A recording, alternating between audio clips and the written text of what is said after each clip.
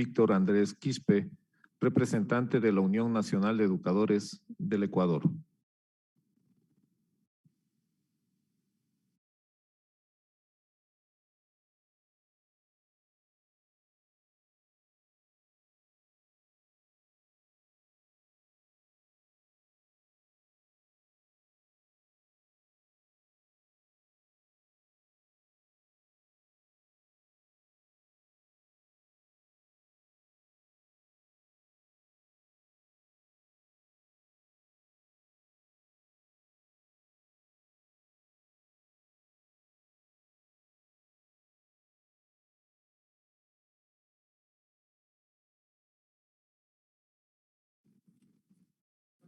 Mascarilla con la autorización de protocolo y el equipo de salud de la Asamblea. Muchas gracias.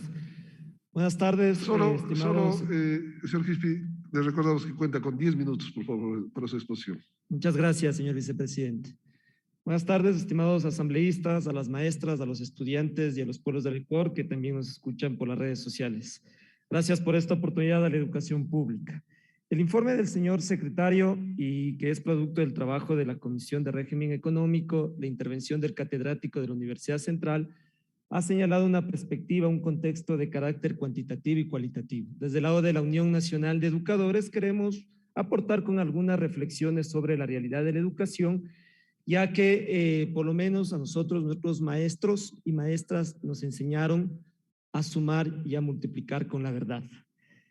El año lectivo que se acabó de inaugurar en el régimen Sierra y Amazonía expresa la ilusión y anhelos que tienen nuestros estudiantes por aprender y compartir conocimientos, pero también es una radiografía de la situación en la que se encuentra el Sistema Nacional de Educación, que para algunos se puede solucionar apadrinando una escuela. Y es fácil, así se elude la responsabilidad trasladándole al sector privado y lo más grave, no aplicar las disposiciones constitucionales que señalan el incremento del 0,5% del PIB, que se debería aumentar en 519 millones de dólares en la proforma presupuestaria del 2021. Eso no existe. Las medidas que el actual gobierno está tomando y el recorte del presupuesto al sector social evidencian los hechos que educación y salud y las transferencias a los GAD no son prioridad gubernamental. Al Ministerio de Educación en su presupuesto extendido y en vigencia se ubican en 3.817 millones con la proforma 2021, enviada desde el Ejecutivo. Estos valores pasan a 3.368 millones, una pérdida de 450 millones adicionales a los que esta cartera ya se redujeron en años anteriores y que conllevó al cierre de una serie de proyectos y programas, falta de contratación de docentes y que se alejan cada vez más del anhelo del 6% del Producto Interno Bruto. El recorte a educación sobrepasa incluso los 575 millones que señala la Comisión de Régimen Económico de la Asamblea. Desde cualquier análisis cuantitativo y cualitativo que se desarrolle, existe un recorte y no debe ser visto de manera formal.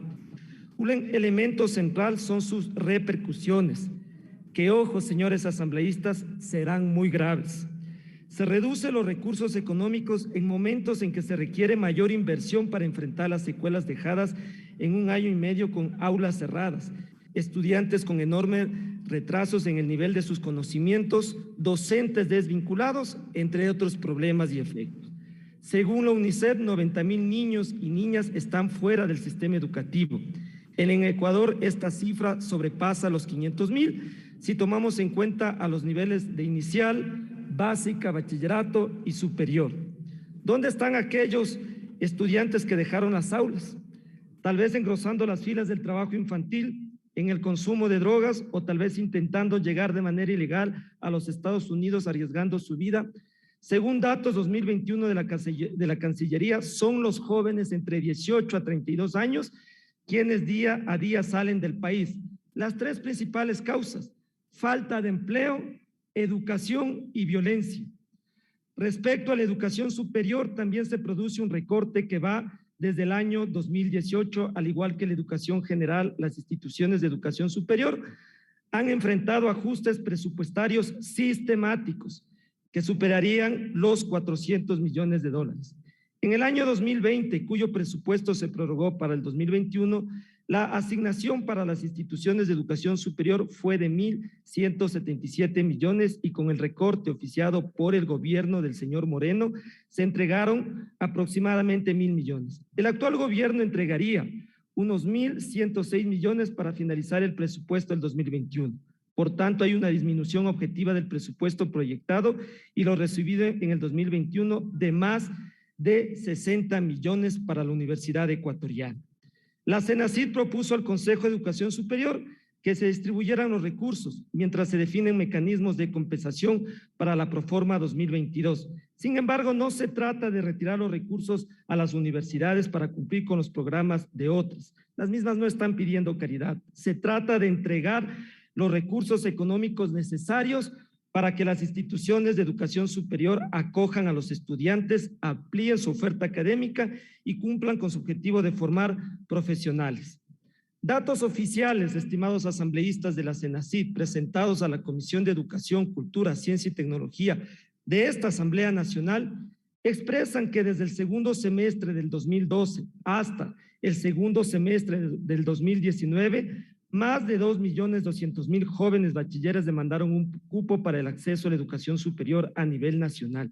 De esa cantidad de postulantes, se asignó aproximadamente un cupo a 1.197.000 bachilleres durante el periodo 2012-2019. Más de 1 millón no accedió a la educación superior, es decir, de cada 10 jóvenes, 4 se quedan sin cupo. La CENACYT llega a colegir que la demanda sobrepasa la oferta, es decir, hacen falta de cupos. Les invito a revisar los datos de Scopus. Aproximadamente el 93% de la producción científica total del Ecuador de los últimos 40 años se concentran en 20 universidades con número de publicaciones. De estas, 13 instituciones son públicas y dependen significativamente del presupuesto que el Estado entrega a cada institución. La reducción presupuestaria traerá sin duda alguna un efecto desfavorable al desarrollo científico del país en momentos donde la universidad debe ser incentivada por parte del Estado a investigar. Al denunciar estos temas, hay quienes inmediatamente señalan que los gremios o sindicatos no tienen propuestas o no entendemos la realidad económica del país. Aprovecho para señalar las siguientes propuestas y finalizar. Hasta lo que va de la fecha, el gobierno se ha dado más de 800 millones de dólares por no subsidiar a los combustibles. ¿Dónde están esos recursos?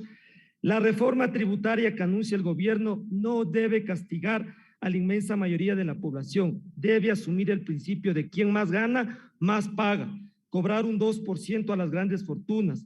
Cobrar a los morosos, a los evasores de impuestos, 7.600 millones de dólares que señala la propia CEPAL. Ahí están los recursos para educación y salud.